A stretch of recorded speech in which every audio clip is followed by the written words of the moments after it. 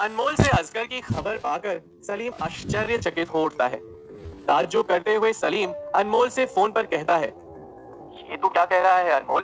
तू अभी उस असगर के ठिकाने के बाहर खड़ा हुआ है, पर तुझे उसके ठिकाने का पता लगा कैसे? सलीम के सवाल पूछने पर अनमोल उसे जल्दबाजी में कहने लगता है, अभी ये वक्त ये सारी बातों का नहीं है सलीम भाई। मैं आपको सब बताता हूँ कि मुझे असगर के ठिकाने के बारे में कैसे पता चला। आप पहले प्लीज अभी अपनी सारी पुलिस फोर्स को लेकर यहाँ चले आइए। आज ही आप उस असगर को अपनी गिरफ्त में ले सकते हो। अपना सर तेजी से हिलाते हुए सलीम अनमोल से कहता है, तू जल्दी ही अपना पता भेज मुझे। मैं अभी वहाँ पूरी पुलिस फोर्स के साथ पहुँच रहा हूँ। जवाब में अनमोल सलीम से कहता है, करंट लोकेशन, लाइव लोकेशन और पिन कोड भी आपको अभी व्हाट्सएप कर दिया है सलीम भाई। आप जल्दी यहाँ चले आइए। आज हमारे हाथ एक सुनहरा मौका लगा है, इसे हम नहीं गवा सकते। तुरंत ही सलीम वहां से निकलते हुए अनमोल से कहता है, तू सही कह रहा है अनमोल, इस मौके को तो मैं अपने हाथ से नहीं जाने दूंगा। तू वहीं रुक, मैं अभी वहां पहुंच रहा हूँ। अनमोल से बात कर सलीम वहां से निकल पड़ता है। असगर के ठिकाने के ठीक बाहर खड़े जोया और अनमोल सलीम के आने का इंतजार कर रहे होते हैं। तभी जोया कार की ओर जाते हुए अनमोल से कहती है, अनमोल ऐसे बाहर खड़ा रहना ठीक नहीं होगा। हम एक काम करते हैं, कार में बैठकर सलीम भाई के आने का इंतजार करते हैं। जोया की बात से सहमत लग रहा अनमोल उससे कहता है, तू ठीक कह रही है जोया, चलकर कार में बैठते हैं। जैसे ही अनमोल अपने कार की ओर कदम बढ़ा ही रहा होता है कि तभी उसे काजल का फोन आता है। काजल का फोन आता हुआ देखकर अनमोल अपना फोन तुरंत ही कट कर देता है। काजल का फोन कटकर अनमोल अपनी कार में आकर जोया के साथ बैठ जाता है। कार में आकर बैठते ही अनमोल को काजल के लगातार कॉल्स आ रहे होते हैं, जिसे वो बार बार कट कर रहा होता है। अनमोल को बार बार किसी का फोन कट करता हुआ देखकर जोया उससे पूछती है, ये किसका कॉल बार बार कट किया जा रहा है तू?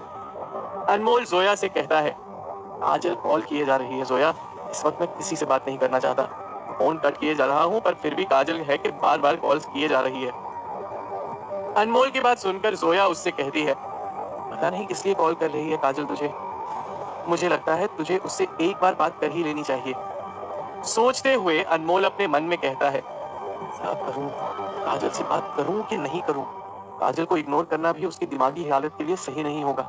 मैं 2 मिनट उसे समझा कर आता हूँ। काजल फिर अनमोल को कॉल कर रही होती है। अपने फोन में देखते हुए अनमोल कार से नीचे उतरने लगता है। तभी जोया उससे कहती है, यहीं अंदर बैठकर बात कर लो ना अनमोल, बाहर जाने की क्या जरूरत है? कार से नीचे उतरते हुए अनमोल जोया से कहता है, तू 2 मिनट यहीं बैठ जोया, मैं काजल से बात कर अभी आता हूँ। तुरंत ही अनमोल कार से नीचे उतरता है और काजल का फोन उठाते हुए कहता है, हेलो काजल, क्या मैं तुमसे बाद में बात कर सकता हूँ? मैं अभी यहाँ एक बहुत जरूरी काम से बाहर आया हूँ। तभी काजल फोन पर अनमोल से कहती है, मुझसे अभी बात करो अनमोल। अच्छा ये बताओ कि तुम अभी कहाँ हो, मुझे जानना है। काजल की बात सुनकर अनमोल दंग रह जाता है और उससे कहता है, तुम ऐसे क्यों बात कर रही हो? और मैं अभी तुम्हें सभी डिटेल्स नहीं दे सकता। प्लीज मेरी बात समझो, मैं तुमसे बाद में मिलकर सब समझाता हूँ। इतना कहकर अनमोल काजल का फोन कट कर देता है। काजल का फोन कट करते ही अनमोल वापस से अपनी कार की ओर जाने लगता है। कार की ओर जाते हुए अनमोल को फिर से काजल का फोन आने लगता है। काजल का फोन फिर से आता हुआ देखकर अनमोल बेजार हो उठता है। तुरंत ही फोन उठाकर अनमोल एक तेज आवाज में काजल से कहता है, मैंने कहा ना काजल, मैं तुमसे बाद में बात करता हूँ। अनमोल की बात सुनकर काजल उसे कहती है, ऐसा क्या है अनमोल जो अभी तुम मुझसे बात नहीं कर सकते? तुम मुझे बताओ, तुम कहाँ हो? मैं अभी वहाँ आती हूँ। मेरे साथ तो तुम्हें अपना वक्त नहीं बिताना, पर दूसरों के लिए तुम्हारे पास वक्त ही वक्त है। मेरे साथ ऐसा क्यों करते हो तुम अनमोल, बताओ। अपने दांत पीसते हुए अनमोल काजल से कहता है, समझ नहीं आता तुम्हें? तब से समझा रहा हूँ कि मैं तुमसे अभी बात नहीं कर सकता। जानना चाहती हो ना तुम कि मैं कहाँ हूँ? मैं असगर को खोजते हुए उसके ठिकाने तक आ पहुंचा हूँ और मैं और जोया यहाँ पुलिस के आने का इंतजार कर रहे हैं। जानती भी हो असगर का पकड़ा जाना मेरे लिए कितना जरूरी है। अगर यहाँ इस इलाके में उसके किसी भी आदमी ने हमें देख लिया तो पता है क्या हो सकता है। इसलिए मैं तब से तुमसे कह रहा हूँ कि मैं तुमसे बाद में बात करता हूँ, पर तुम हो कि छोटे बच्चों की तरह जिद पर अड़ी हुई हो। क्या हो गया है तुम्हें काजल? काजल से बात करते हुए अनमोल को इस बात का बिल्कुल पता नहीं चलता कि पीछे जो शख्स अपनी दुकान में बैठा वेल्डिंग कर रहा होता है वो अनमोल की बातें सुन लेता है। अपना वेल्डिंग का काम रोकते हुए वो शख्स अपने वेल्डिंग ग्लासेस हटाते हुए अपने आप से कहता है, ये लड़का असगर भाई पुलिस क्या बात कर रहा है? जरूर कुछ गड़बड़ है, असगर भाई को बताना पड़ेगा। तुरंत ही वो शख्स अपनी हरकत में आते हुए कुछ दूर खड़े हुए अपने 3 आदमियों को हाथ के इशारे से बुलाता है। उस शख्स का इशारा पाकर उसके तीनों आदमी उसकी ओर चले आते हैं। तभी वो शख्स अपने आदमियों से कहता है, तुम्हें वो लड़का दिखाई दे रहा है जो फोन पर बात कर रहा है? उसके साथ एक लड़की भी है जो उस कार में बैठी हुई है। दोनों पर नजर रखो और हाँ, चुपके से जाओ और उस लड़की की कार के टायर्स को पंचर कर दो। तब तक मैं असगर भाई से मिलकर आता हूँ। उस शख्स की बात सुनकर उसके आदमी उससे कहते हैं, ठीक है सुल्तान भाई, हम अभी आपका काम कर देते हैं। सुल्तान की बात सुनकर उसके तीनों आदमी अनमोल के कार की ओर चले जाते हैं। चुपके से कार के पास पहुंचकर वो तीनों लोग अनमोल के पीछे के टायर्स पंक्चर कर देते हैं। अपनी कार के कुछ दूर खड़ा अनमोल काजल से बात कर ही रहा होता है। जब मैं तुमसे कह रहा हूँ काजल, तो तुम्हें समझ जाना चाहिए ना कि मैं किसी जरूरी काम में आया हुआ हूँ। पता नहीं, तुम मुझे आज काफी इनसिक्योर लग रही हो। तभी सामने से काजल का जवाब आता है, मुझे इन सभी चीजों के बारे में नहीं पता था अनमोल, आई एम सॉरी, मैं अभी फोन रखती हूँ। पर हाँ, तुम प्लीज अपना ख्याल रखना। काजल से बात कर अनमोल अपना फोन रख देता है। अपने गोद में ईरानी नस्ल की बिल्ली लिए बैठा असगर उसे प्यार से सहला रहा होता है। ठीक उसी वक्त सुल्तान दौड़ते हुए असगर के पास आता है और उससे कहता है, असगर भाई, असगर भाई। सुल्तान की हालत देखकर असगर अपनी बिल्ली को गोदी से उतारता है और उससे पूछता है, क्या हुआ सुल्तान, ऐसे हाफ क्यों रहे हो? क्या कोई भूत देख लिया है तुमने? असगर के पास जाते हुए सुल्तान उससे कहता है, असगर भाई, नीचे एक लड़का और लड़की ठहरे हुए हैं। मैंने उस लड़के को किसी से फोन पर बात करते हुए सुना। फोन पर वो आपका नाम ले रहा था और पुलिस की भी बातें कर रहा था। मुझे तो कुछ गड़बड़ लग रही है भाई। जैसे ही मैंने उस लड़के की बातें सुनी, मैं तुरंत आपके पास दौड़ा चला आया। ताज्जुब करते हुए असगर सुल्तान से कहता है, ये क्या कह रहा है तू? आखिर इतनी अंदर तक मुझे खोजते हुए कौन आ गया? तूने जो कुछ भी सुना है वो सही तो सुना है ना? कसम खाते हुए सुल्तान असगर से कहता है, मैं कसम खाकर कह रहा हूँ भाई, मैंने जो कुछ भी सुना है वो बिल्कुल सही सुना है। मुझे कोई गलतफहमी नहीं हुई है। तुरंत ही असगर सुल्तान से कहता है, सुल्तान, वो लड़का और लड़की जिसकी तू बात कर रहा है, वो यहाँ से जिंदा बचकर बाहर जाने नहीं चाहिए, समझा? जल्दबाजी में वहां से जाते हुए सुल्तान असगर से कहता है, आप फिक्र मत कीजिए भाई, सुल्तान के शिकंजे से बचकर वो लोग यहाँ से जा नहीं पाएंगे। मैं अभी अपने लोगों के साथ उन दोनों का काम तमाम करके आता हूँ। इतना कहकर सुल्तान वहां से चला जाता है। सुल्तान के जाते ही असगर चिल्लाते हुए अपने आदमियों से कहता है, सुशील, रहमान। असगर की पुकार सुनकर दो लोग वहां दौड़े चले आते हैं। तभी एक आदमी असगर से पूछता है, क्या हुआ भाई, आपने बुलाया? तभी असगर अपने आदमियों से कहता है, जल्द ही यहाँ से हमें निकलना होगा। यहाँ एक पल के लिए भी रुकना खतरे से खाली नहीं है। सुशील, तू पीछे के दरवाजे की तरफ गाड़ी तैयार रखना और रहमान, जो भी नायाब एंटीक्स हैं उन सभी को बटोर कर मेरे आउटस्कर्ट्स वाले गोडाउन में लेकर आ। असगर की बात सुनकर रहमान उससे कहता है, ठीक है भाई, आप तुरंत यहाँ से निकलिए, मैं अपने एंटीक्स लेकर गोडाउन पहुंच जाऊंगा। रहीम से बात कर असगर वहां से तुरंत निकलने की तैयारी करने लगता है। अनमोल अपनी कार में आकर तो बैठ जाता है, पर उसे इस बात का बिल्कुल अंदेशा नहीं होता है कि वो अभी इतने बड़े खतरे में पड़ चुका है। तभी अनमोल की नजर बाहर की ओर जाती है। तभी उसे दो लोग दिखाई देते हैं जो बड़ी अजीब नजर से उसे देख रहे होते हैं। उन दो लोगों को देखकर अनमोल को बड़ा अजीब सा लग रहा होता है। खतरे का अंदेशा पाकर अनमोल अपने चारों ओर नजर दौड़ाता है। तभी अनमोल को अपनी दूसरी ओर और दो लोग दिखाई देते हैं। उन लोगों को देखकर अनमोल को शक हो जाता है कि उस पर खतरे के बादल मंडरा रहे हैं। तभी अनमोल अपने कार के टायर्स की ओर देखता है, जहां उसे अपने पीछे के टायर पंक्चर नजर आते हैं। अपने दोनों टायर्स को पंक्चर हुआ देखकर अनमोल के मानो होश उड़ जाते हैं। तभी उसे खतरे का अंदेशा हो जाता है कि वो और जोया कितने बड़े खतरे में पड़ चुके हैं। कैसे निकलेंगे जोया और अनमोल सुल्तान और उसके आदमियों से बचकर? क्या किस्मत देगी अनमोल का साथ या घटेगी कोई घटना? और क्या वक्त रहते सलीम पकड़ पाएगा असगर को?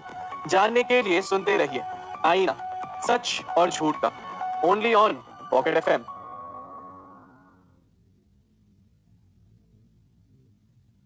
अपने पिछले टायर्स की सारी हवा निकली हुई देखकर अनमोल को अपने सिर पर मंडरा रही खतरे का अंदेशा हो चुका होता है। उस एरिया के चारों ओर नजरें फिराते हुए अनमोल वहां के कोने कोने में खड़े लोगों को देख रहा होता है। तभी अनमोल को कुछ लोगों के पास हथियार भी दिखाई देते हैं। उस स्थिति में कुछ देर के लिए अनमोल का दिमाग मानो काम करना ही बंद कर चुका हो। अपने दिमाग को नियंत्रण में करते हुए अनमोल अपने मन में सोचने लगता है असगर के आदमियों को हमारे बारे में पता लग चुका है। अगर मैं और जोया इन लोगों के हाथ लग गए तो ये जरूर हमें जान से मार देंगे। मुझे कैसे भी करके जोया को यहाँ से सुरक्षित बाहर निकालना ही होगा। अनमोल काफी परेशान हो रहा होता है। अनमोल की परेशानी देखकर जोया उससे पूछती है, क्या हुआ अनमोल, तेरे माथे से ये पसीना क्यों आ रहा है? कोई बात है क्या? जोया अनमोल से सवाल पूछ ही रही होती है कि तभी अनमोल को कुछ दूर से दो लोग हाथ में हॉकी स्टिक लिए उसके कार की ओर आते हुए दिखाई देते हैं। उन दो लोगों को देखकर अनमोल तुरंत ही कार से नीचे उतरने लगता है और जोया से कहता है, चल जोया, जल्दी नीचे उतर, हमें यहाँ से तुरंत ही निकलना होगा। अनमोल को कार से नीचे उतरता हुआ देख जोया उसे कहने लगती है, अरे कार से नीचे क्यों उतर रहा है? बात तो बता, क्या हुआ है? अपनी कार से नीचे उतरकर अनमोल जल्द ही जोया के डोर के पास आता है। कार का डोर खोलते हुए अनमोल जोया से कहता है, जल्दी उतर जोया, हमारे सर पर बहुत बड़ा खतरा मंडरा रहा है। असगर के लोगों को हमारे बारे में पता चल चुका है। वो कोने कोने में यहाँ खड़े हुए हैं और हमारी कार भी पंक्चर कर दी है उन लोगों ने। अनमोल की बात सुनकर जोया घबरा जाती है। तभी जोया कार के पंक्चर टायर्स को देखते हुए चिंता करते हुए कहती है, अब क्या करेंगे हम लोग? कैसे निकलेंगे यहाँ से अनमोल? अनमोल अपने चारों ओर देखते हुए कहने लगता है, हमें जल्द इस इलाके से निकलकर रोड की ओर जाना होगा जोया। एक बार हम भीड़ वाली जगह पर पहुंच जाएंगे तो ये लोग हम पर वहां हमला करने की नहीं सोचेंगे। अपने चारों ओर देखते हुए जोया कहने लगती है, इस बस्ती से रोड तक का फासला काफी दूर है अनमोल। तुझे यकीन है कि हम असगर के लोगों से बचकर रोड तक पहुंच सकते हैं? हॉकी स्टिक्स अपने हाथ में लिए वो दो लोग धीरे धीरे अनमोल और जोया की ओर आ रहे होते हैं। तभी अनमोल एक गली की ओर देखते हुए जोया से कहता है, इस इलाके से निकलने की कोशिश हमें करनी ही होगी जोया। वो गली तुझे दिखाई दे रही है? वहां पर असगर का कोई आदमी नहीं खड़ा हुआ है। चल जोया, हम जल्दी वहां से निकलते हैं। उन दो लोगों को अपने करीब आता हुआ देखकर अनमोल जोया का हाथ पकड़ लेता है और वहां से भागने लगता है। अनमोल और जोया को भागता हुआ देखकर उन दो लोगों के साथ साथ बस्ती के कोने कोने में खड़े लोग सभी सक्रिय हो जाते हैं। तभी सुल्तान आवाज लगाकर अपने आदमियों से कहता है, वो लोग मस्जिद की गली की ओर भाग रहे हैं, बचकर जाने ना पाए वो लोग, उन्हें पकड़कर खत्म कर दो। अपने आदमियों को आदेश देते हुए सुल्तान भी अपने हाथ में एक बड़ी छुरी लेकर जोया और अनमोल का पीछा करना शुरू कर देता है। असगर अपने घर पर बड़ा परेशान लग रहा होता है। वो तुरंत ही चलते हुए अपने एक खास कमरे की ओर चला जाता है। उस कमरे में चारों ओर नायाब एंटीक्स रखे हुए होते हैं। तुरंत ही असगर एक बड़े से बक्से में अपने सभी नायाब एंटीक्स को एक एक कर रख रहा होता है। तभी असगर के हाथ वो सुनहरे मेंढक वाली एंटीक भी लगती है जिसकी जरूरत जोया को काफी होती है। असगर अपने नायाब एंटीक्स को बटोर ही रहा होता है कि तभी पीछे से एक आदमी वहां आता है और उसे कहता है, साहब आप यहाँ से निकलिए, मैं सभी एंटीक्स लेकर गोडाउन पहुंच जाऊंगा। जितने हो सके उतने एंटीक्स को बटोरकर असगर अपने आदमी रहीम से कहता है, इस कमरे में जितने भी नायाब एंटीक्स थे मैंने ले लिए हैं। दूसरा वाला जो कमरा है वहां पर भी कुछ बड़े और नायाब एंटीक्स रखे हुए हैं। जितनी जल्दी हो सके उन सभी एंटीक्स को लेकर गोडाउन में चले जाना। असगर की बात सुनकर उसका आदमी उससे कहता है, बिल्कुल असगर भाई, मैं सभी एंटीक्स वहां ले आऊंगा, आप बिल्कुल फिक्र ना करें। अपने आदमी से बात कर असगर वहां से निकल जाता है। सक्रिय गलियों से होते हुए अनमोल जोया का हाथ पकड़कर भाग रहा होता है। भागते हुए जोया जैसे ही अपने पीछे मुड़कर देखती है तभी उसे अपने पीछे काफी सारे लोग अपने हाथ में हथियार लिए आते हुए दिखाई देते हैं। तभी जोया अनमोल के साथ अपनी जान बचाकर भागते हुए कहती है, इन दलिंद्रों को हमारे बारे में कैसे पता चला? भागते हुए अनमोल जोया से कहने लगता है जब मैं काजल से बात करने के लिए कार से उतरा था तब उनमें से किसी ने मेरी बातें सुन ली होंगी। यही एक वजह हो सकती है जिससे कि उन्हें हमारे बारे में पता चल गया। अनमोल की बात सुनकर जोया ऊपर देखते हुए अपना सर हिलाने लगती है और कहती है, या खुदा, ये मोहब्बत और आशिकी में इंसान अपने साथ साथ दूसरों को भी लेकर क्यों डूबता है? अच्छा बोली थी ना रे तेरे को अनमोल, कार में बैठकर बात कर ले बोल के, पर मेरी तो सुनना ही नहीं है तेरे को। ले, अब पूरी दलिंद्रों की पलटन लग गई अपने पीछे। अपन उन लोगों को पैसे लेकर भागे जैसा पीछा कर रहे उन लोग अपना। भागते हुए अनमोल जोया से कहता है, अरे मैं कोई आशिकी करने नहीं गया था जोया, और मुझे क्या पता था कि कोई मेरी बातें सुन लेगा। अब तेरी कोसम काटी बंद हो गई हो तो यहाँ से निकलने के बारे में सोच, मुझे बातें तू बाद में भी सुना सकती है। हाँफते हुए जोया अनमोल से कहती है, तेरा फोन अभी भी ऑफ है क्या? जवाब में अनमोल जोया से कहता है, नहीं तो किस लिए पूछ रही है? अनमोल की बात सुनकर जोया तंज कसते हुए उसे कहती है, अरे कुछ नहीं, यहाँ पर कौन सा अच्छा रेस्टोरेंट है वो देखना है गूगल पर। अरे सलीम भाई को कॉल कर ना जल्दी, उनसे कह के हम कितनी बड़ी मुसीबत में फंस चुके हैं, उन्हें अपना लोकेशन भेजकर यहाँ आने के लिए बोलना। अब बस वही हमारी मदद कर सकते हैं। अपना फोन जेब से निकालते हुए अनमोल जोया से कहता है, तेरा फोन कहाँ गया? सब काम मैं ही करूंगा तो तू क्या करेगी? अपने पास आते हुए लोगों से बचते हुए जोया और अनमोल दूसरी गली में भाग जाते हैं। तभी जोया अनमोल से कहती है, अरे मेरा फोन कार में ही छूट गया यार, इसलिए तुझसे कह रही हूँ, समझा? जल्दी कॉल कर सलीम भाई को। अपनी जान बचाते हुए जोया और अनमोल कभी इस गली तो कभी उस गली में दौड़ने लगते हैं। कुछ ही देर बाद सलीम अनमोल का फोन उठाता है। सलीम के फोन उठाते ही अनमोल उसे कहने लगता है, सलीम भाई बहुत बड़ी मुसीबत में फंस चुके हैं मैं और जोया। असगर के आदमी मेरे पीछे लग चुके हैं, प्लीज आप यहाँ आकर मेरी मदद कर दीजिए। अनमोल की बात सुनकर सलीम उसे फोन पर कहता है, तो फिक्र मत कर अनमोल, मैं बस वहां पहुंचने ही वाला हूँ, और तू एक काम कर, अभी अपना लाइव लोकेशन मुझे भेज दे। भागते हुए अनमोल सलीम को अपना लाइव लोकेशन भेज देता है। एक और जोया और अनमोल को तलाशते हुए सुल्तान के सभी लोग चारों ओर फैल चुके होते हैं। उन लोगों से बच बचाते हुए जोया और अनमोल एक दूसरे का हाथ थामे यहाँ से वहां भाग रहे होते हैं। चोरी छुपे भागते हुए अनमोल जोया के साथ एक गली से गुजर रहा होता है। उस गली के किनारे एक बड़ा सा नाला बह रहा होता है। नाले की दीवार पर जोया के साथ चलते हुए अनमोल की नजर गली के अंतिम छोर पर जाती है, जहां उसे दिखाई देता है चूने की एक ऊंची और बड़ी दीवार जो जगह जगह से टूटी हुई होती है। अनमोल उस दीवार के करीब पहुंच जाता है। उस दीवार पर एक छोटा सा छेद होता है। अनमोल उस छोटे से छेद से दूसरी ओर देखते हुए जोया से कहता है, जोया हमें इस दीवार पर चढ़ना होगा। इस दीवार की दूसरी ओर अगर हम चले जाएंगे तो हम यहाँ से बचकर निकल सकते हैं, क्योंकि दीवार के उस पार एक दूसरा इलाका शुरू हो रहा है और कुछ ही दूरी पर एक मार्केट भी दिखाई दे रहा है। उस दीवार की ऊंचाई को देखते हुए जोया ताज्जुब करते हुए कहती है, कैसे चढ़ पाएंगे हम इस दीवार पर? देख नहीं रहा कितनी ऊंची है ये? जोया का हौसला बढ़ाते हुए अनमोल उसे कहता है, ये दीवार जगह जगह से टूटी हुई है, टूटी हुई जगह पर पैर रखकर हमें ऊपर चढ़ना होगा, हमें ये करना ही होगा जोया। अपना सर हाँ में हिलाते हुए जोया अनमोल के साथ उस दीवार पर चढ़ने लगती है। जोया को दीवार पर चढ़ते हुए काफी तकलीफ हो रही होती है। तभी अनमोल चढ़ाई में जोया की मदद करने लगता है। जोया के थोड़ा ऊपर चढ़ते ही अनमोल भी उस दीवार पर चढ़ना शुरू कर देता है। जोया और अनमोल उस दीवार की आधी ऊंचाई पर पहुंच जाते हैं। ऐसा लग रहा होता है कि कुछ ही पल बाद दोनों जल्द ही उस दीवार पर चढ़ जाएंगे और उस इलाके से निकल जाएंगे। पर तभी पीछे से सुल्तान की नजर जोया और अनमोल पर पड़ जाती है। अपने आदमियों को चिल्लाकर सुल्तान कहने लगता है, वो देखो, वो रहे वो दोनों उस चूने की दीवार पर चढ़े हुए, जल्दी करो वो भागने ना पाए। अपनी ओर उन सभी हथियार बंद लोगों को आते हुए देखकर अनमोल जोया से कहने लगता है, जल्दी कर जोया, वो लोग हमारे पीछे ही हैं, अगर उन लोगों ने हमें पकड़ लिया तो वो हमें जिंदा नहीं छोड़ेंगे। अपने हाथ में लाठी, तलवार और छुरी लिए वो सभी लोग तेजी से जोया और अनमोल की ओर चले आते हैं। देखते ही देखते अनमोल दीवार के एकदम ऊपर पहुंच जाता है। जोया भी लगभग उस दीवार के ऊपर पहुंच चुकी होती है कि तभी जोया का पैर फिसल जाता है, जिससे कि वो दीवार के बीचों बीच आकर लटक जाती है।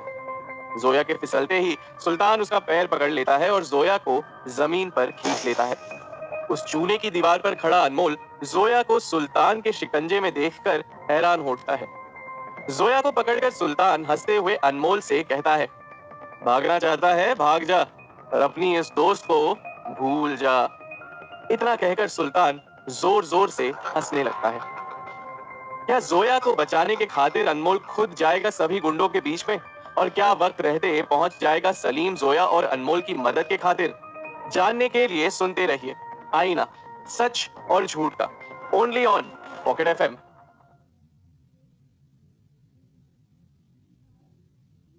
दीवार पर चढ़ा हुआ अनमोल जोया को सुल्तान के शिकंजे में देखकर चिल्लाकर कहता है, मैं कहता हूं जोया को छोड़ दो, वरना तुम्हारे लिए ठीक नहीं होगा। जोया को पकड़े हुए सुल्तान अनमोल को छुरी दिखाते हुए कहता है, अच्छा जोया चाहिए तुझे, चल आजा, नीचे आजा, अरे आ ना। सुल्तान अनमोल को नीचे आने के लिए मानो उकसा रहा होता है। तभी जोया झपटते हुए सुल्तान के हाथ को काट लेती है। जोया को अपना हाथ काटता हुआ देखकर सुल्तान उसे एक तमाचा जड़ देता है। सुल्तान को जोया को मारता हुआ देखकर अनमोल का मानो खून खौल उठता है। तभी सुल्तान जोया के बाल खींचते हुए अनमोल से कहता है, क्या हुआ, गुस्सा आया? बड़े मुलायम बाल हैं इसके। एक काम कर, तू चला जा यहाँ से। आज मैं तेरी जोया के साथ सुहाग रात मनाऊंगा। सुल्तान की बात सुनकर अनमोल के सब्र का बांध टूट जाता है। तैश में आते हुए अनमोल दीवार से छलांग मारकर सीधे सुल्तान के पास कूदता है। सुल्तान के पास कूदकर अनमोल उसके चेहरे पर एक मुक्के का प्रहार करता है।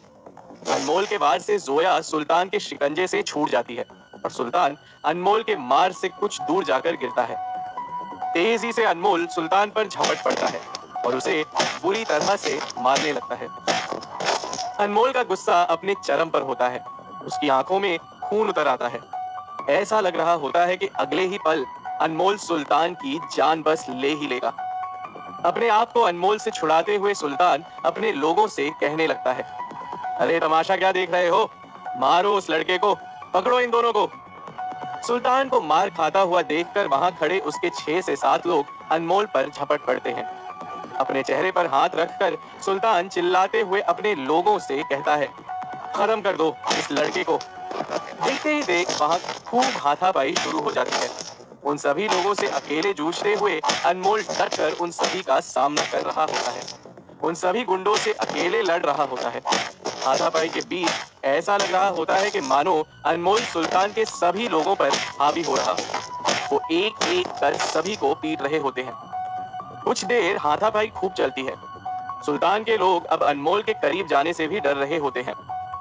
सुल्तान के 2 लोगों की गिरफ्त में पड़ी जोया अनमोल को सभी को मारता हुआ देखकर खुश होते हुए कहती है, छोड़ना मत अनमोल, मार सबको।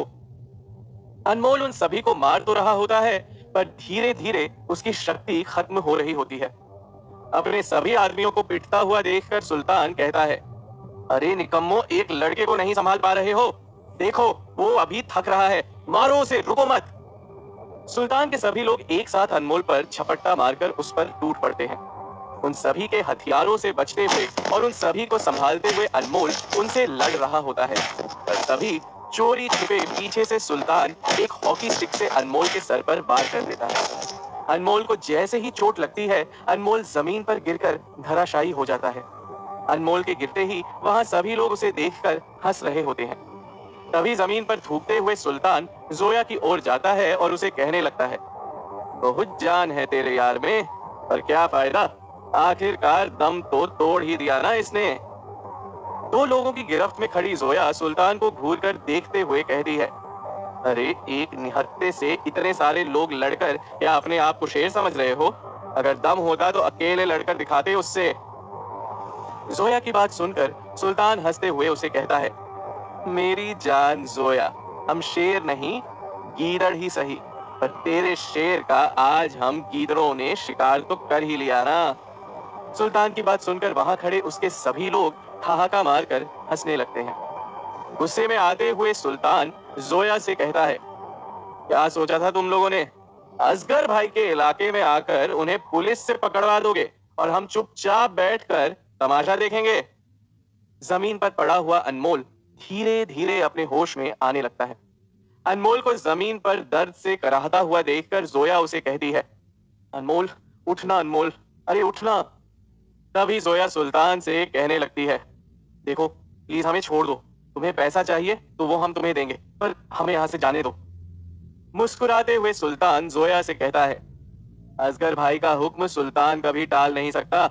भाई ने तुम दोनों को खत्म करने के लिए मुझे कहा है। असगर भाई हमारे अन्नदाता हैं, उनके लिए हम जान भी दे सकते हैं और जान ले भी सकते हैं।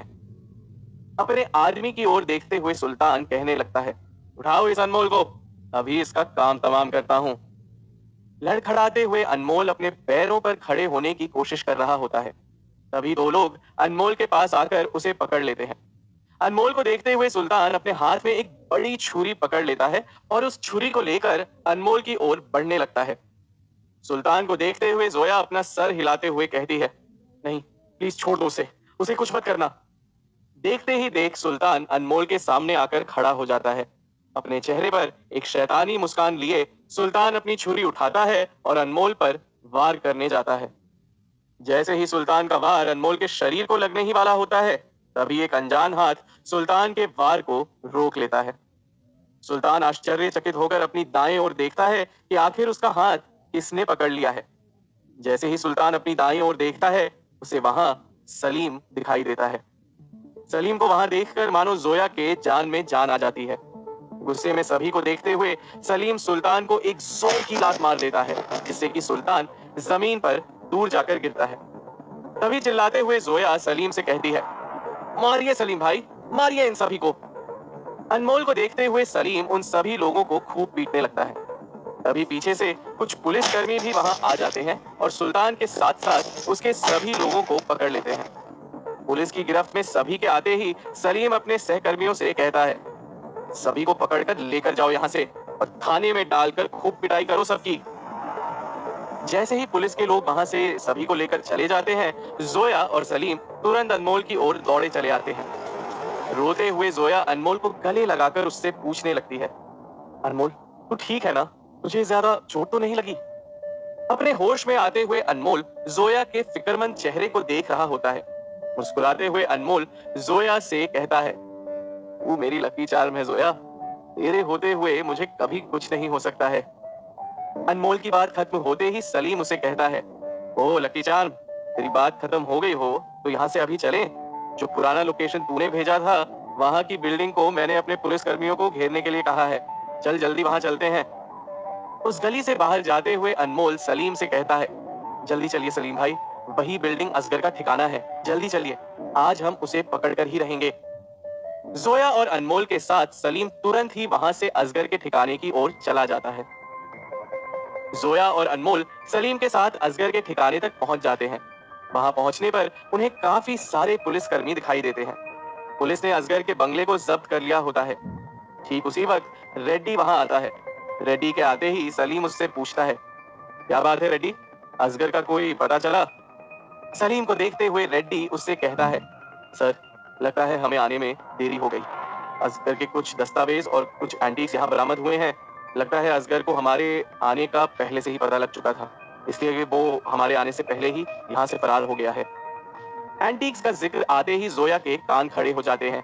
वो रेड्डी के पास जाते हुए उससे पूछती है, क्या आप लोगों को यहाँ कोई नीलम जड़े हुए सुनहरे रंग का मेढक मिला क्या? जोया के सवाल पर रेड्डी अफसोस करते हुए उससे कहता है, नहीं, हमें यहाँ से ऐसा कोई एंटीक नहीं मिला जोया। जैसे कि मैंने कहा, असगर को शायद हमारे बारे में पहले से ही पता लग चुका था। इसी का फायदा उठाकर वो यहाँ से अपने सारे नायाब एंटीक्स लेकर फरार हो चुका है। यहाँ जो कुछ भी एंटीक्स बचे हुए हैं वो उतने नायाब नहीं है, इसीलिए लगता है उन्हें यहाँ छोड़कर वो भाग खड़ा हुआ। रेड्डी की बात सुनकर जोया का चेहरा मायूसी से भर उठता है। वो काफी धीमी आवाज में कहने लगती है, इतनी मेहनत की और आखिर में मिला क्या? कुछ नहीं। जोया की बात सुनकर अनमोल उसके कंधे पर हाथ रखते हुए कहता है, तू ऐसे दिल छोटा ना कर जोया, आज नहीं तो कल असगर तक हम पहुंच ही जाएंगे और हमें वो एंटीक भी मिल जाएगा। अनमोल की बात खत्म होते ही सलीम जोया को समझाते हुए कहता है, हाँ जोया, अनमोल सही कह रहा है, तू फिक्र क्यों कर रही है? जल्द ही वो असगर मेरे गिरफ्त में होगा, बस मुझे 3 से 4 दिन की मोहलत दे दे। सलीम की बात सुनकर जोया एक गहरी सांस लेते हुए अपना सर हाँ में हिलाती है। जोया को हौसला देकर सलीम रेड्डी से कहने लगता है, रेड्डी, ये सारी बिल्डिंग को अच्छे से जब्त कर लो, देखो यहाँ क्या मिलता है, और जिन लोगों को हमने पकड़ा है उनसे अच्छे से पूछताछ करो, कुछ तो पता होगा उन्हें असगर के बारे में। सलीम के ऑर्डर सुनकर रेड्डी अपना सर हिलाता है और वहां से चला जाता है। रेड्डी के जाते ही अनमोल भी अपने आप से कहने लगता है, इतना अच्छा मौका मिला था आज उस असगर को पकड़ने का, और ये मौका भी हमारे हाथ से निकल गया। गंभीर होते हुए सलीम अनमोल से कहने लगता है, वैसे मुझे ये बता अनमोल कि तुझे इस असगर के ठिकाने का पता कैसे चला? जो काम पुलिस फोर्स मिलकर नहीं कर पा रही है, उसे तूने इतने जल्दी कैसे कर लिया? सलीम की बात सुनकर अनमोल दंग रह जाता है, मानो अनमोल सोच में पड़ चुका हो कि वो अभी सलीम को असगर तक पहुंचने के जरिए के बारे में क्या कहे। क्या अनमोल बताएगा सलीम को अपने जादुई आईने के बारे में, या अनमोल रचेगा कोई और कहानी असगर तक पहुंचने की? और क्या सलीम 3 से 4 दिन बाद पकड़ पाएगा असगर को? जानने के लिए सुनते रहिए आईना, सच और झूठ का, ओनली ऑन पॉकेट एफएम।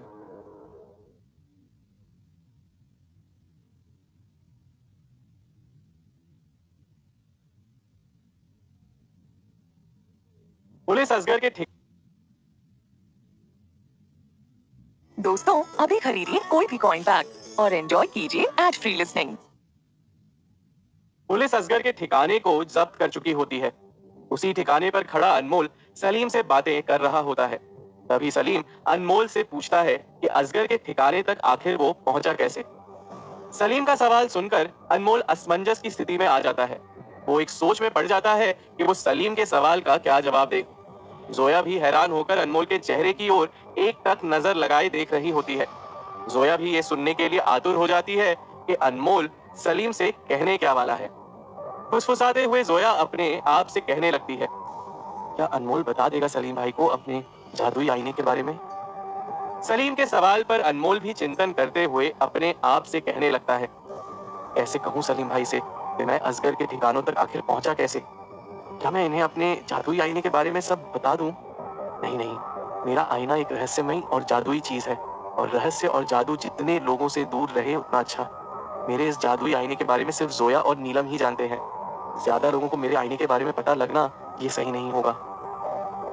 अनमोल को ना जाने क्यों अंदर ही अंदर डर सता रही होती है कि अगर वो अपने आईने के बारे में लोगों से कहेगा तो उसके जादुई आईने की शक्ति खत्म हो भी सकती है। भले ही अनमोल का डर गैर वाजिब था, पर वो किसी भी सूरत में अपने आईने को लेकर जोखिम नहीं लेना चाहता था। अपने आप से बात कर अनमोल ये निश्चय करता है कि वो अपने जादुई आईने के बारे में सलीम से कुछ भी नहीं कहेगा। एक गहरी सांस लेते हुए अनमोल सलीम से हिचकिचाते हुए कहता है, वो क्या है ना सलीम भाई, इससे पहले जब मैं असगर से मिला था तब वहां मुझे एक आदमी मिला था। वो आदमी भी असगर के लिए काम करता था। संजोग से मेरी उससे कल मुलाकात हो गई थी और उसी ने मुझे कल असगर के ठिकाने की इंफॉर्मेशन दी। लेकिन मुझे यकीनी तौर से नहीं पता था कि असगर उसी ठिकाने पर ठहरा हुआ है। जैसे ही मुझको और जोया को असगर के बारे में पता चला तो मैंने तुरंत ही आपको कॉल कर दिया। अनमोल की बात सुनकर सलीम उसे हैरान भरी नजरों से देख रहा होता है।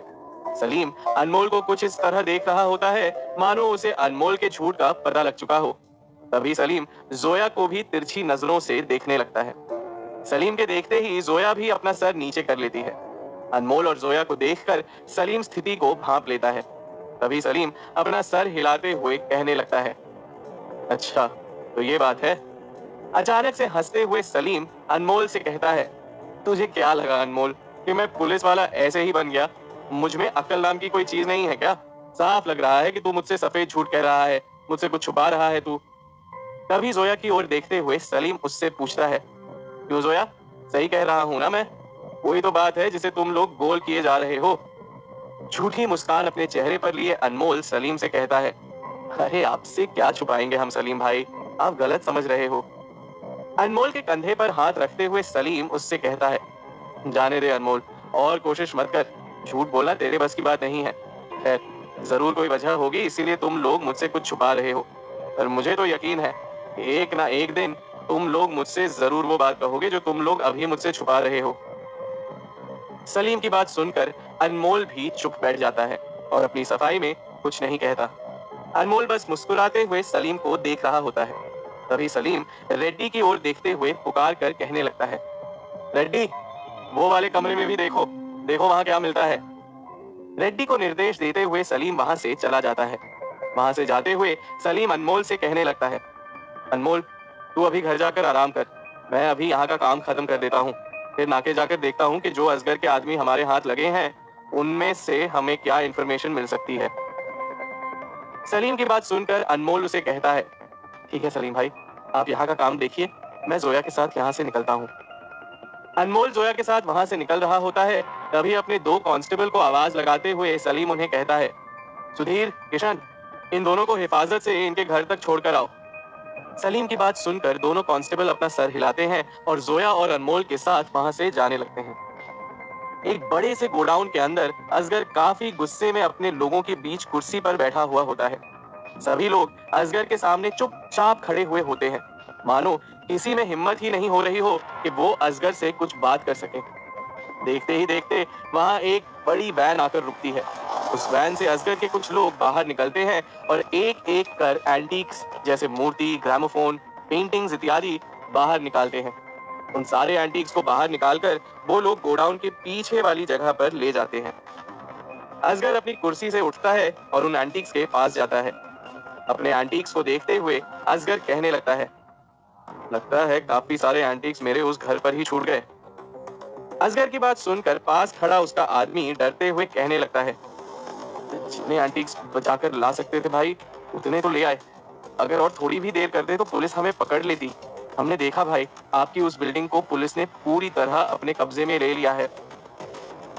उस आदमी की बात खत्म होते ही वहां खड़ा असगर का दूसरा आदमी भी कहने लगता है, लेकिन एक बात समझ नहीं आ रही भाई, कि पुलिस को हमारे ठिकाने का पता कैसे चला। अपने आदमी की बात सुनकर असगर सोचते हुए कहता है, मैंने सपने में भी नहीं सोचा था कि पुलिस मेरे उस ठिकाने तक पहुंच जाएगी। मुझे भी इस बात का पता लगाना है कि पुलिस मेरे ठिकाने तक पहुंची तो पहुंची कैसे। असगर की बात सुनकर वहां खड़ा उसका आदमी हिचकिचाते हुए कहता है, शायद भाई हमारे किसी आदमी ने ही पुलिस को हमारे ठिकाने की खबर दी हो। उस आदमी की बात सुनकर असगर अपना सर हिलाते हुए कहता है, नहीं, मुझे नहीं लगता कि मेरे किसी आदमी ने मुझसे कोई दगाबाजी की है। मेरे जितने भी आदमी हैं वो मेरे लिए काफी वफादार हैं। वो मुझे कभी धोखा देने की नहीं सोच सकते। किसी और जरिए से पुलिस मेरे ठिकाने तक आ पहुंची है। खैर, पुलिस मेरे ठिकाने तक कैसे आई ये बाद में सोचते हैं, पर पहले अभी मुझे यहाँ से निकलना होगा। असगर की बात सुनकर उसका आदमी उससे पूछता है, तो आप कहाँ जाने की सोच रहे हो भाई, और इन सभी एंटीक्स का अभी करना क्या है। तभी असगर अपने आदमी से कहता है, दक्कन कोहर गांव में जो मेरा घर बना हुआ है, इन एंटीक्स को वहां लेकर चले जाओ। शहर से करीब 100 किलोमीटर दूर है वो गांव। पुलिस वहां तक कभी नहीं पहुंच सकती। अभी कुछ दिन मैं यहीं गोडाउन में रुकूंगा। जैसे ही पुलिस की नाकाबंदी कम होगी, मैं भी दक्कन कोहर के लिए रवाना हो जाऊंगा। असगर अपने आदमियों से बात कर ही रहा होता है, तभी असगर के फोन की घंटी बज उठती है। असगर जैसे ही अपना फोन उठाता है, सामने से नागिन भाभी उसे कहती है, क्या कर रहे हो असगर। नागिन भाभी के सवाल पूछने पर असगर उसे कहता है, कहो जान, इसलिए अभी कॉल किया है तुमने। नागिन भाभी असगर से कहती है, अभी कुछ देर पहले ही सोकर उठे हैं हम। सोते हुए हमें एक बुरा सपना आया। सपने में हमने देखा पुलिस आपके पीछे लगी हुई है असगर। हंसते हुए असगर नागिन भाभी से कहता है, पता नहीं कैसे पर तुम्हारे सपने अक्सर सच हुआ करते हैं जान। असगर की बात सुनकर नागिन भाभी हैरान होते हुए कहती है, ये क्या कह रहे हो आप ठीक तो हो ना। नागिन भाभी की बात खत्म होते ही असगर उसे कहता है, बाल बाल बचे हैं हम आज पुलिस से, लेकिन असगर को पकड़ना इतना आसान नहीं है। तुम मेरी फिक्र मत करो। घबराहट भरी आवाज में नागिन भाभी असगर से कहने लगती है, कैसे आपकी फिक्र ना करें। अब आप जितनी जल्दी हो सके हमसे मिलने चले आइए, या तो फिर हमें अपने पास बुला लीजिए। नागिन भाभी को समझाते हुए असगर उसे कहता है, मैं तुमसे मिलने जल्द ही आने वाला था मेरी जान, पर हालात कुछ अब ऐसे हो चुके हैं कि लगता है तुम्हें और 5 से 6 दिन मेरे आने का इंतजार करना होगा। जैसे ही पुलिस की नाकाबंदी थोड़ी कम होगी, हम भेस बदलकर तुमसे मिलने जरूर आएंगे। नागिन भाभी असगर की बात सुनकर मायूस होते हुए कहती है, पहले ही हमसे रुका नहीं जा रहा था और अब 6 से 7 दिन की देरी। तभी अपना मन मारते हुए नागिन भाभी असगर से कहती है, ठीक है असगर, हम तुम्हारी परेशानी समझ सकते हैं। 6-7 दिन नहीं, 10 दिन ले लो, पर अपना ख्याल रखो। पहले अपनी हिफाजत करो, बाद में हमसे मिलने चले आना। नागिन भाभी की बात सुनकर असगर उसे कहता है, नहीं जान, अब हम तुम्हें और इंतजार नहीं करवा सकते। 7 दिनों के अंदर हम तुमसे मिलने जरूर आएंगे। मन तो बहुत करता है कि तुम्हें अपने यहाँ बुला लूं, पर हालात कुछ ऐसे हैं कि अभी वो भी नहीं कर सकता। थोड़ा मामला ठंडा होने दो, फिर देखता हूँ कि क्या होता है।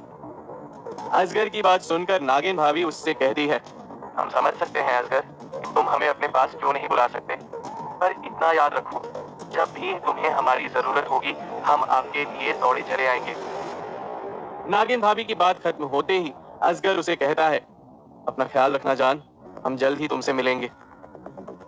पुलिस स्टेशन में सलीम लॉकअप के अंदर सुल्तान और उसके आदमियों को डंडे से पीट रहा होता है। पीटते हुए सलीम सुल्तान से पूछता है, बता क्या जानता है तू उस असगर के बारे में, बता मुझे उसके सभी ठिकानों के पते बोल, बोल कहाँ छुपा हो सकता है असगर, बोल। सलीम की मार खाते हुए सुल्तान दर्द से चिल्ला रहा होता है। मार खा खा कर थक चुका सुल्तान सलीम से कहता है, ठहरो साहब और मत मारो, आप जानना चाहते हो ना असगर कहाँ है? मैं बताता हूँ आपको कि असगर कहाँ है। क्या सुल्तान सच में देगा सलीम को असगर की कोई खबर? कब जाएगा असगर नागिन भाभी के यहाँ? और क्या असगर को खोजने के चक्कर में जोया और अनमोल कर बैठेंगे एक दूसरे से अपने प्यार का इजहार? जानने के लिए सुनते रहिए आईना, सच और झूठ का, ओनली ऑन पॉकेट एफएम।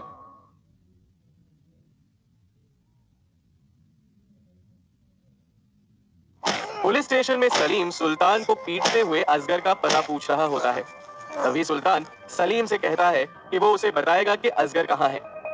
सुल्तान की बात सुनकर सलीम अपने हाथ में पकड़ा हुआ डंडा नीचे जमीन पर फेंक देता है और उससे पूछता है, मार खाकर अकल ठिकाने आ गई ना तेरे? सही कहते हैं लोग, लातों के भूत बातों से नहीं मानते। बोल, अभी कहाँ है असगर? अचानक से सुल्तान के चेहरे पर एक हंसी सी छा जाती है। वो हंसते हुए सलीम से कहने लगता है, जानना चाहते हो ना कि कहाँ है असगर भाई? तो सुनो, असगर भाई हम सभी के दिल में बसते हैं, हमारे दिल में है असगर भाई। इतना कहकर सुल्तान अपने साथियों को देखते हुए खुश होकर हंसने लगता है।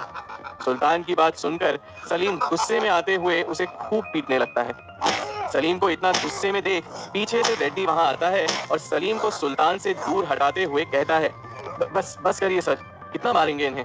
मुझे नहीं लगता कि इन्हें असगर के बारे में कुछ पता होगा, इन्हें मारकर कोई फायदा नहीं है सर। गुस्से से सुल्तान को देखते हुए सलीम कहता है, फायदा हो ना हो रेड्डी, पर ऐसे बेकार लोगों को मारकर दिल को सुकून बड़ा मिलता है। सलीम की बात सुनकर तैश में आते हुए सुल्तान कहता है, क्या कह रहे हो साहब? क्यों बेकार हूं मैं?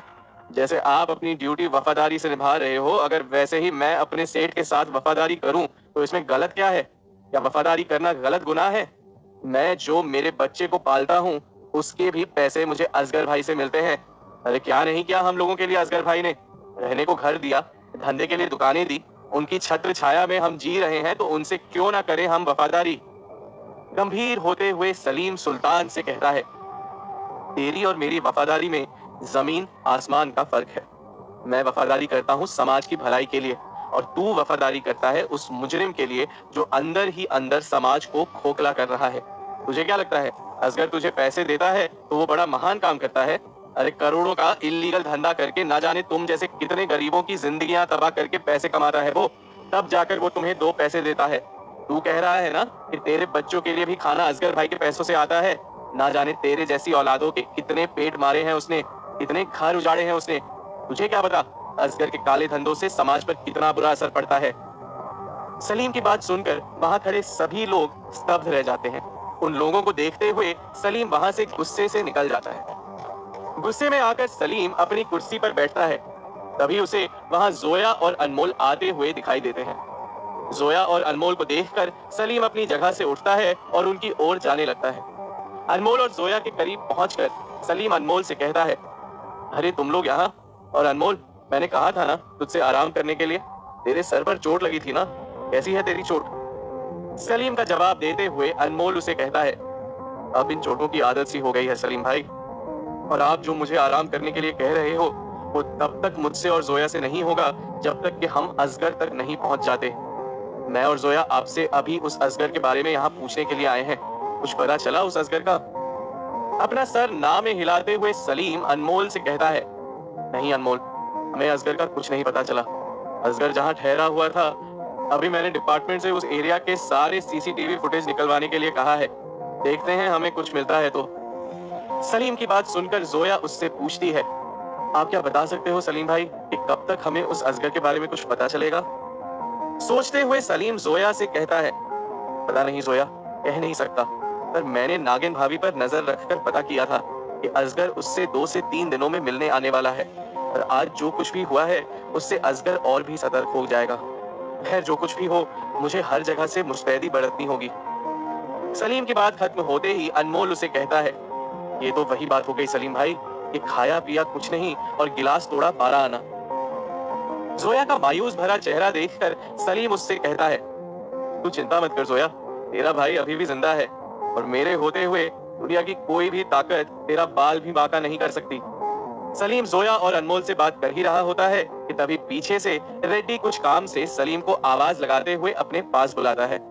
सर, आप प्लीज यहाँ आएंगे?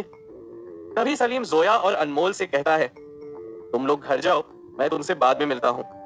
इतना कहकर सलीम रेड्डी की ओर चला जाता है।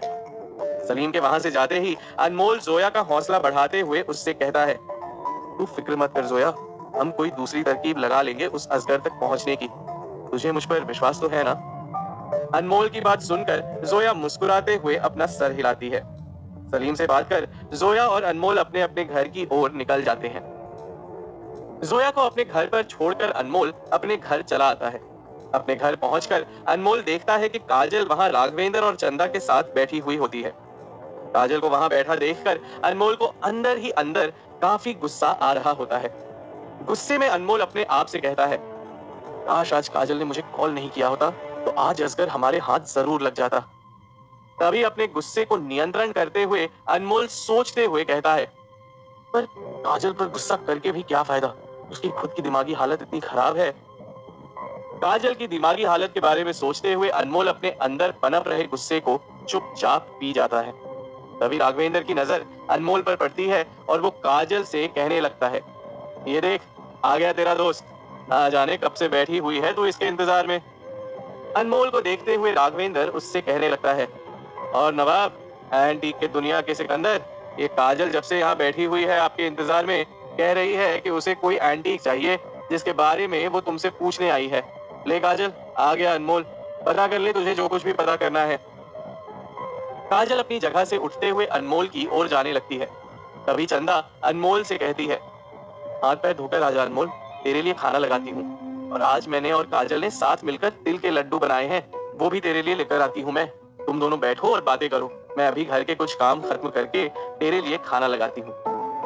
राघवेंद्र भी अपने जगह से उठते हुए वहां से जाने लगते हैं और अपने आप में कहने लगते हैं, मैं भी काफी थक चुका हूँ, कमरे में जाकर आराम करता हूँ। चंदा, मेरी दवाइयां मुझे दे दे। चंदा राघवेंद्र से कहती है, आप चलिए, मैं अभी कपड़े सुखाकर आती हूँ। चंदा अपने घर के काम करने के लिए वहां से जाने लगती है तो वहीं राघवेंद्र भी अपने कमरे में आराम करने चले जाते हैं। अनमोल के करीब पहुंचकर काजल उसे हिचकिचाते हुए कहती है, वो अनमोल, मैं अभी तक यहाँ तुम्हारे घर पर इसीलिए रुकी हूँ क्योंकि मुझे तुमसे सॉरी कहना था। वो मैं आज ना जाने क्यों तुम्हें कॉल्स पे कॉल्स किए जा रही थी, पता नहीं अचानक से क्या हो जाता है मेरे दिमाग को। मेरी वजह से तुम्हें कोई तकलीफ तो नहीं हुई ना? आई एम सॉरी अनमोल, मैं अगली बार से ऐसा कुछ नहीं करूंगी। काजल की बात सुनकर अनमोल उसे कहता है, तुम्हें पता है काजल, तुम्हारी वजह से आज असगर हमारे हाथ से बचकर निकल गया, और तो और आज मेरी जान जाते जाते बची। तुम्हें हो क्या गया है काजल, क्यों ऐसे कर रही हो तुम? अफसोस करते हुए काजल अनमोल से कहती है, आई एम सॉरी अनमोल, मुझे नहीं पता था मेरी इस हरकत की वजह से इतना कुछ हो जाएगा। काजल को परेशान होता हुआ देख अनमोल उसे समझाते हुए कहता है, ठीक है काजल, जो हुआ सो हुआ, अब इस बात को भूल जाओ।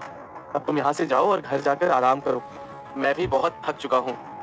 अनमोल की बात खत्म होते ही काजल उसे कहती है, मैं तब तक यहाँ से नहीं जाऊंगी अनमोल जब तक तुम ये नहीं कह देते कि तुमने मुझे माफ कर दिया है।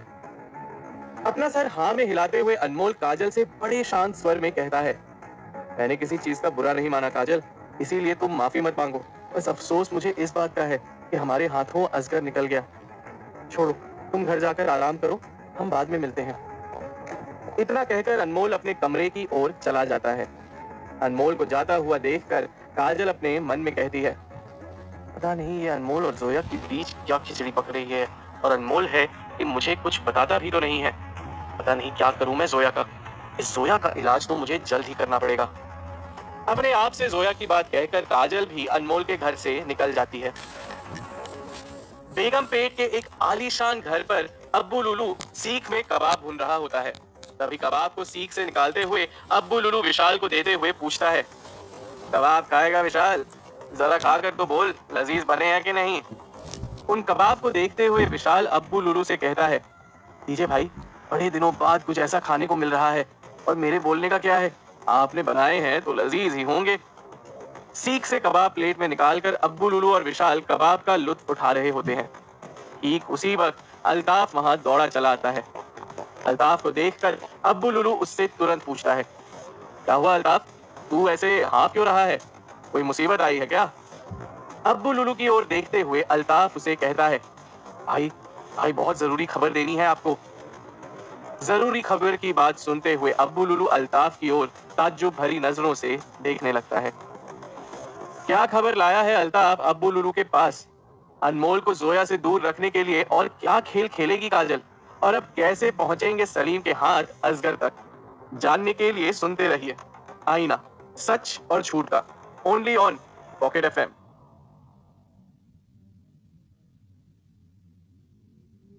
अब्बू लुलू और विशाल घर पर बैठे कबाब का लुत्फ ले ही रहे होते हैं कि तभी सामने से अल्ताफ भागते हुए उनकी ओर आता है, एक जरूरी खबर देने के लिए। अल्ताफ को परेशान देखकर अब्बू लुलू उससे पूछता है, ऐसी क्या खबर है जो तू इतना परेशान लग रहा है? तभी अल्ताफ अब्बू लुलू से कहता है, बाहर अभी असगर भाई का एक आदमी खबर देकर गया है। वो कह रहा था कि असगर भाई के ओल्ड सिटी वाले बंगले में पुलिस की रेड पड़ी है, इसीलिए हमें भी पुलिस से होशियार रहने के लिए कहकर गया है। अल्ताफ अब्बू लुलू से बात कर ही रहा होता है, तभी बीच में हैबत खाते हुए विशाल कहने लगता है, क्या पुलिस असगर भाई के ठिकाने तक पहुंच चुकी है? अगर पुलिस असगर भाई के ठिकाने तक पहुंच चुकी है तो पुलिस के लिए यहाँ तक पहुंचना कौन सी बड़ी बात है? मुझे तो काफी डर लग रहा है भाई। अल्ताफ से खबर पाकर अब्बू लुलू एक गहरी सोच में चला जाता है। सोचते हुए अब्बू लुलू कहने लगता है कानून के हाथ वाकई में काफी बढ़ चुके हैं। मानना पड़ेगा हैदराबाद की पुलिस को, लगता है बड़े दिल से काम कर रही है। इतना कहकर अब्बू लुलू बेफिक्र होकर कबाब खाने लगता है। अब्बू लुलू को इतना बेफिक्र देख अल्ताफ उससे पूछता है, आपको फिक्र नहीं हो रही है भाई पुलिस की? जवाब में अब्बू लुलू अल्ताफ से कहता है, पुलिस को पता था कि असगर हैदराबाद में ही कहीं छुपा हुआ है, पर पुलिस को यह नहीं पता कि अब्बू लुलू हैदराबाद पहुंच चुका है। फिक्र मत कर, पुलिस इस ठिकाने तक नहीं पहुंचेगी। तभी अब्बू लुलू हंसते हुए अल्ताफ से पूछता है, पर तूने रेड की खबर तो बता दी, पर तूने ये नहीं बताया कि असगर भाई उस रेड में पकड़े गए कि नहीं। अब्बू लुलू के सवाल पूछते ही अल्ताफ उसे कहता है, असगर भाई पुलिस के हाथ उस रेड में नहीं लगे, बाल बाल बचकर निकले हैं वो। अल्ताफ की बात सुनकर अब्बू लुलू अपनी हथेली पर हाथ दे मारता है, मानो उसे असगर के बचकर निकलने की खबर नागवार गुजरी हो। हैरानी भरी नजरों से अल्ताफ और विशाल अब्बू लुलू को देखने लगते हैं। तभी विशाल अब्बू लुलू से कहता है, ये क्या भाई, असगर भाई बच गए, इस बात से आपको खुशी नहीं हुई? जवाब में अब्बू लुलू कहने लगता है, मुझे बिल्कुल खुशी नहीं हुई कि असगर पुलिस से बचकर निकल गया। अगर असगर पुलिस के हाथों पकड़ा जाता तो मेरे रास्ते का सबसे बड़ा कांटा हट जाता, और एक बार असगर मेरे रास्ते से हट जाए तो मैं हैदराबाद में जो चाहे वो कर सकता हूँ। असगर ने बड़े नियम कायदे से अपना साम्राज्य खड़ा किया है ना, पर मैं अपने नियम कायदों से असगर से भी बड़ा साम्राज्य खड़ा कर दूंगा, और मेरा कायदा सिर्फ एक है, पैसा कमाना, चाहे वो धोखे से आए या कायदे तोड़कर। अब्बू लुलू को उससे कोई फर्क नहीं पड़ता। खैर, एक तरीके से अच्छा भी हुआ कि असगर वहां से बच निकल भागा। इस हालात में हमें असगर की बहुत ज्यादा जरूरत है, पता नहीं हमें उसकी कब और कैसे जरूरत पड़ जाए। अब्बू लुलू की बातों से उसकी फितरत साफ पता चल रही होती है कि उसकी नजर असगर के कुर्सी पर गड़ी हुई है, और मौका आने पर वो असगर को धोखा भी दे सकता है। अब्बू लुलू की बात खत्म होते ही विशाल धीमी आवाज में उससे कहता है, वैसे भाई, असगर भाई की वजह से आज हम यहाँ बैठे हुए हैं, अगर वो नहीं होते तो शायद हम अभी जेल में बैठे होते। विशाल की बात सुनकर अब्बू लुलू एक तेज आवाज में उससे कहता है, और उस असगर की वजह से ही मैं अपना बदला अनमोल से नहीं ले पा रहा हूँ। अब्बू लुलू की बात सुनकर विशाल उससे पूछता है, तो क्या सोचा भाई आपने? क्या अब आप अनमोल से बदला लेने के लिए असगर भाई के खिलाफ जाएंगे? हंसते हुए अब्बू लुलू विशाल से कहता है, अभी मेरा असगर के खिलाफ जाने का कोई इरादा नहीं है, वक्त आने दे, मैं वो सब करूंगा जो मैं चाहता हूँ। पर हाँ, एक बड़ा नायाब तरीका निकाला है मैंने उस अनमोल से अपना बदला लेने का। असगर ने कहा है ना कि मैं अनमोल को कोई नुकसान नहीं पहुंचा सकता, लेकिन मैं अनमोल को ऐसी सजा दूंगा जिसके आगे मौत भी छोटी लगने लगेगी। जोर से हंसते हुए अब्बू लुलू कहने लगता है, उस अनमोल को तो मैं मौत से बदतर सजा दूंगा। अब्बू लुलू के पास खड़े विशाल और अल्ताफ उसके शैतानी इरादों को सुनकर डर रहे होते हैं, और वो दोनों भी सोच में पड़ जाते हैं कि आखिर अब्बू लुलू के सीने में क्या खुराफात छुपी हुई है। अगली सुबह अनमोल बड़ी गहरी नींद में सो रहा होता है। नींद में मानो अनमोल को बुरे सपने सता रहे होते हैं। ठीक उसी वक्त अनमोल को एक बड़ा अजीब सा सपना आ रहा होता है। उस सपने में अनमोल अपने आप को एक बड़े से अंधेरे कमरे में पाता है। जहां उसके चारों ओर नायाब एंटीक्स चमक रहे होते हैं। ये वही सारे एंटीक्स होते हैं जो अनमोल ने अपने जादुई आईने के सहारे लिए और बेचे थे। तभी उन सभी एंटीक्स में से अनमोल उस पिंजरे की ओर बढ़ता है जिसे उसने सबसे पहले जादुई आईने के सहारे खरीदा था। जैसे ही अनमोल उस पिंजरे को लेने के लिए अपना हाथ आगे बढ़ाता है, तभी वो पिंजरा वहां से गायब हो जाता है। उस पिंजरे के गायब होते ही अनमोल वहां रखे दूसरे एंटीक्स को लेने जैसे ही जाता है, एक एक कर वो सभी एंटीक्स भी गायब होने लगते हैं। गायब होते हुए एंटीक्स को देखते हुए अनमोल वहां खड़ा परेशान हो रहा होता है। तभी उस अंधेरे कमरे में जोर जोर से हंसने की आवाज गूंजने लगती है। वो आवाज किसी और की नहीं बल्कि खुद भसना की होती है। हंसते हुए भसना अनमोल से कहता है, क्या हुआ अनमोल, काफी परेशान दिखाई दे रहा है। अगर अपनी आने वाली चुनौतियों से परेशान नहीं होना चाहते हो तो तुम्हें जागना होगा, तुम्हें जागना होगा अनमोल। तभी भसना जोर से चिल्लाते हुए कहता है, जागो अनमोल जागो। भसना की तेज पुकार सुनकर अनमोल अपनी गहरी नींद से तुरंत उठ जाता है। उस सपने को देखकर अनमोल काफी पसीना पसीना हो चुका होता है, हलक सूख चुकी होती है। अनमोल को ऐसा लगता है मानो उसने कोई सपना नहीं बल्कि उसका सामना हकीकत से हुआ हो। तुरंत ही अनमोल अपने पलंग से उठकर पास रखे जग से पानी लेता है और पानी पीकर अपने आप को शांत करता है। अपनी सांसों को नियंत्रण करते हुए अनमोल अपने आप से कहता है, ये भसना मेरे सपने में क्यों आ रहा है? जरूर वो मुझसे कुछ कहना चाहता है, पर क्या कहना चाहता है मुझसे भसना? मुझे कुछ समझ नहीं आ रहा। अनमोल भसना के बारे में सोच ही रहा होता है कि तभी उसे बाहर से कुंदन आवाज देता है, अनमोल चल रहा है दुकान या मैं जाऊं? कुंदन का जवाब देते हुए अनमोल उसे आवाज लगाकर कहता है, नहीं कुंदन, मैं थोड़ी देर बाद दुकान आऊंगा। कार की चाबी वहीं बाहर रखी हुई है, तू कार लेकर जा, मैं थोड़ी देर बाद आता हूँ। कुंदन अनमोल की बात सुनकर कहता है, ठीक है मैं निकलता हूँ, पर जल्दी दुकान चले आना, मुझे एक काम से बाहर भी जाना है। कुंदन से बात कर अनमोल अपने आप से कहता है, पता नहीं ये सब क्या हो रहा है मेरे साथ। जिंदगी में परेशानी कम है जो अब सपने भी डरा रहे हैं। गंभीर होते हुए अनमोल अपने सपनों के बारे में सोचने लगता है। दोपहर के करीब 1 बज रहे होते हैं। एक गहरी चिंतन में अनमोल अपनी दुकान की ओर जा रहा होता है। तभी रास्ते में चलते हुए अनमोल के आगे एक काला साया सा छा जाता है। जैसे ही अनमोल अपनी नजर ऊपर कर देखता है, उसके सामने मदन गुप्ता खड़ा हुआ दिखाई देता है। अनमोल को देखकर हंसते हुए मदन गुप्ता उससे कहता है, क्या हुआ अनमोल, बड़े परेशानी में लग रहे हो, कोई बात है क्या? मुझे बताओ, मैं तुम्हारी मुश्किल हल किए देता हूँ। मदन गुप्ता को अपने सामने खड़ा देखकर अनमोल अपने दांत पीसते हुए कहता है, देख मदन, इस वक्त मैं अभी तेरी मनहूस शक्ल देखने या तेरी गलीज आवाज सुनने के मूड में नहीं हूँ। मेरा रास्ता छोड़ और चले जा यहाँ से। अनमोल की बात सुनकर मदन गुप्ता हंसते हुए उससे कहता है, अरे क्या हुआ मेरे लाल, क्यों इतना गुस्से में आ रहा है? तभी अपने चेहरे पर शैतानी मुस्कान लिए मदन गुप्ता अनमोल के आगे अपना हाथ बढ़ाता है।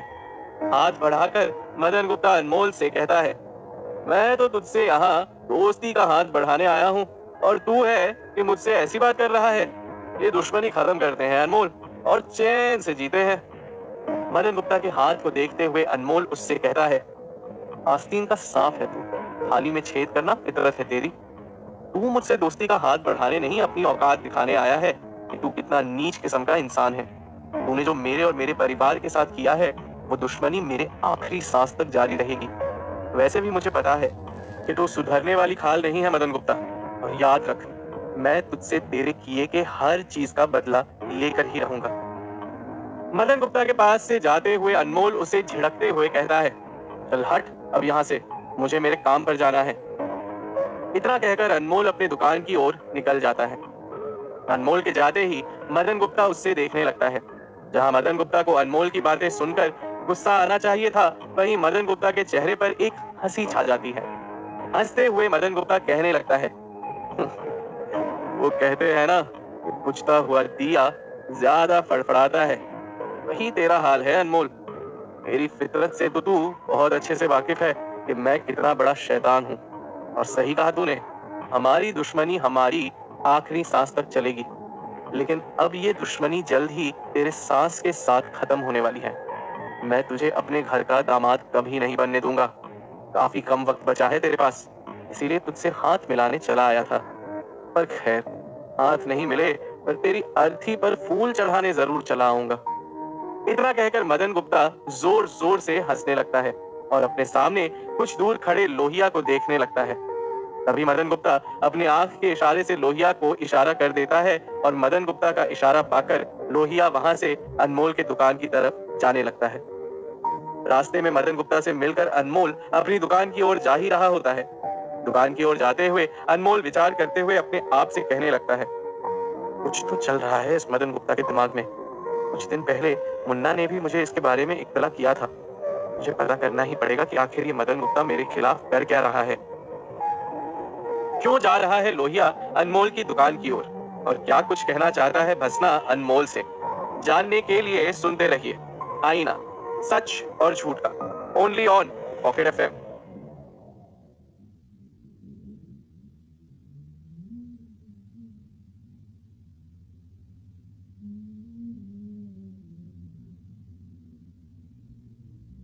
मदन गुप्ता के बारे में सोचते हुए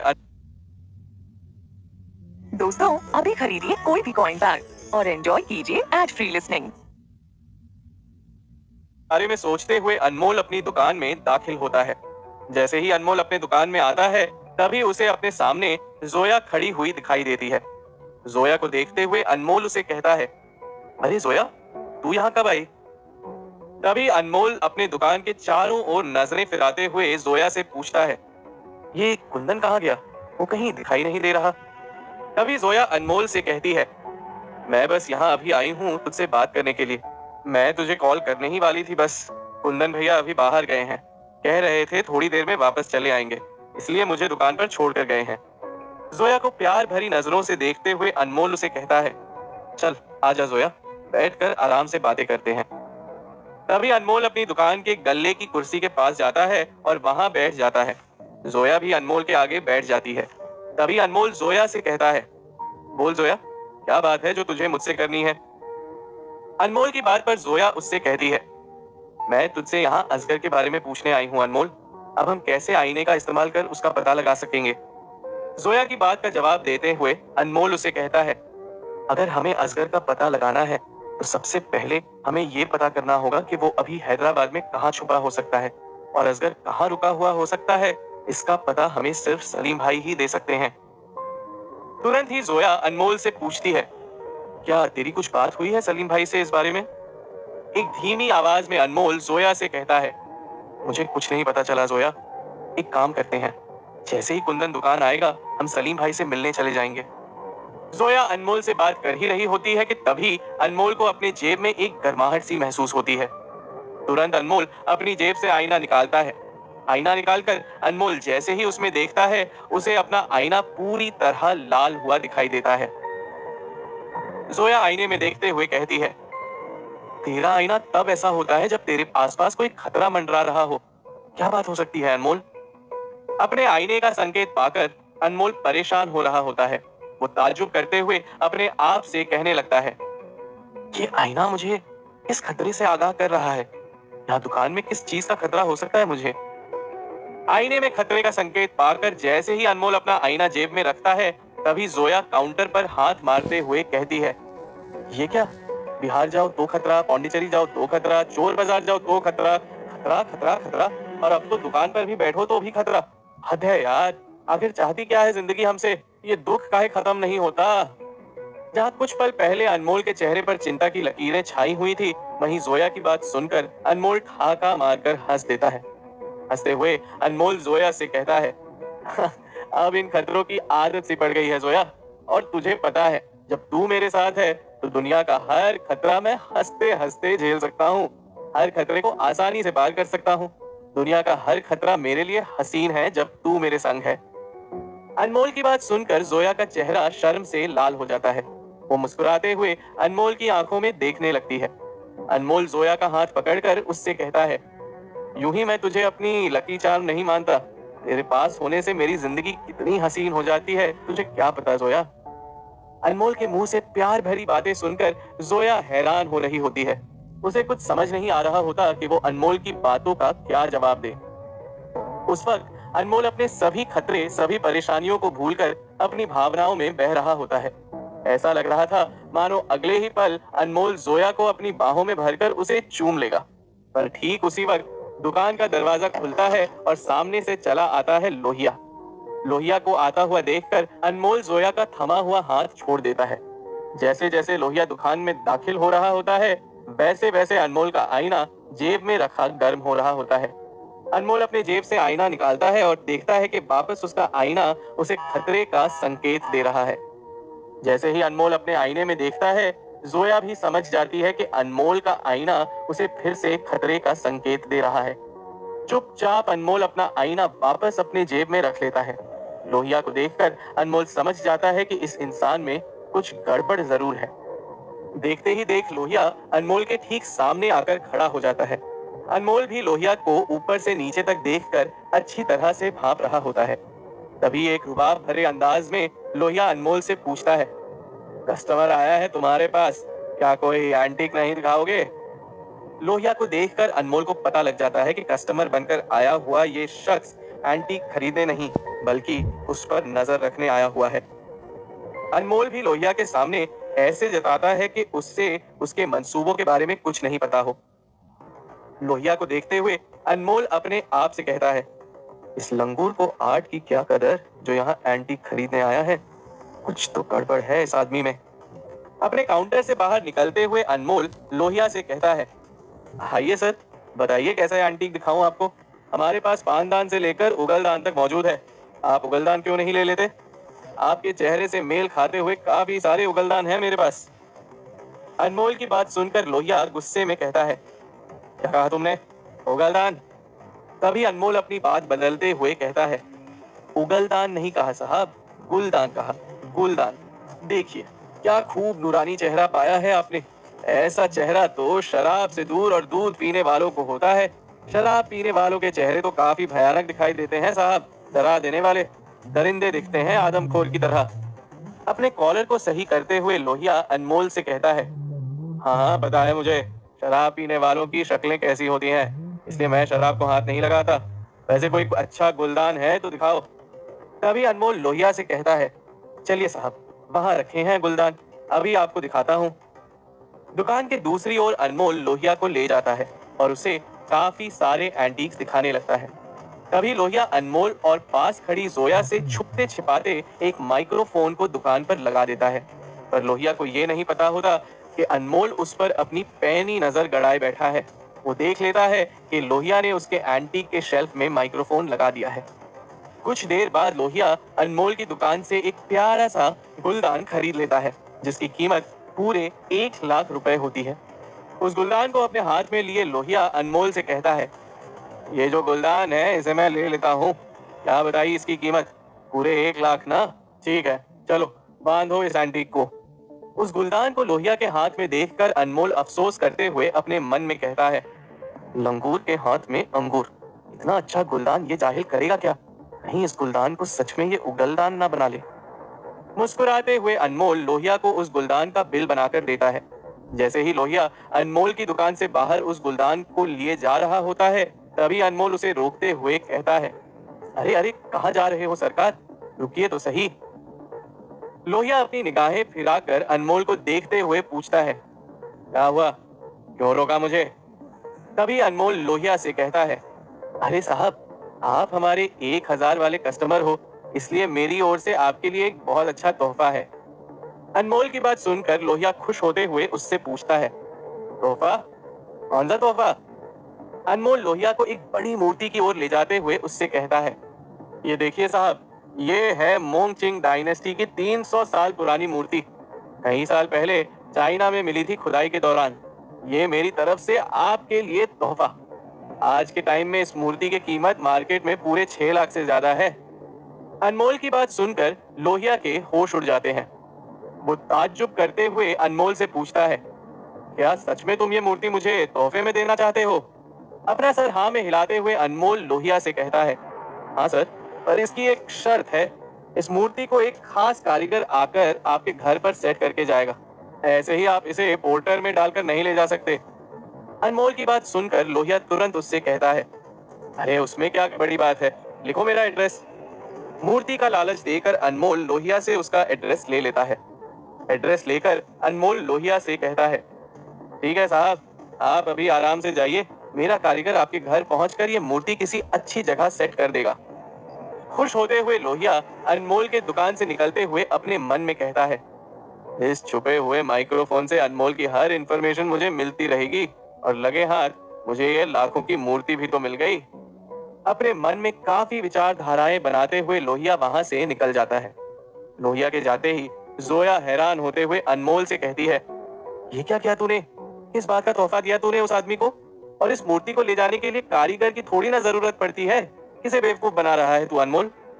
तभी अनमोल लोहिया के रखे हुए माइक्रोफोन को निकालता है और उसे तोड़ते हुए कहता है, इस बेवकूफ को बेवकूफ बना रहा था मैं।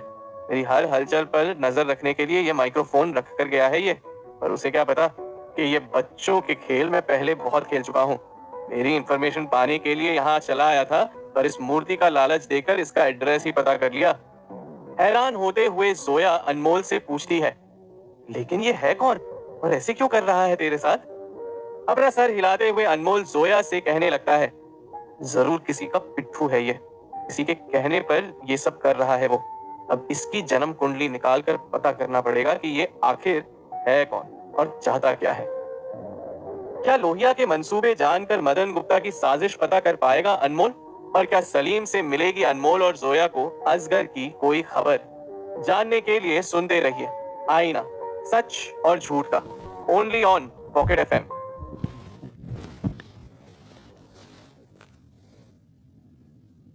लोहिया के अनमोल की दुकान से